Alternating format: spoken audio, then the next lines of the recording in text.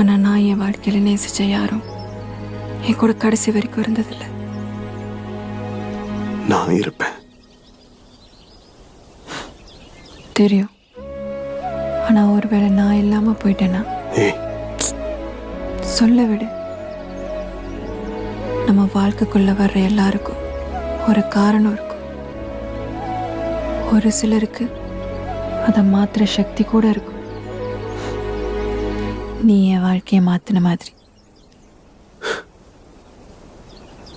நான் சொல்ல வேண்டியதெல்லாம் நீ சொல்லிக்கிட்டு இருக்க. நான் ரொம்ப சாதாரண ஆளடி.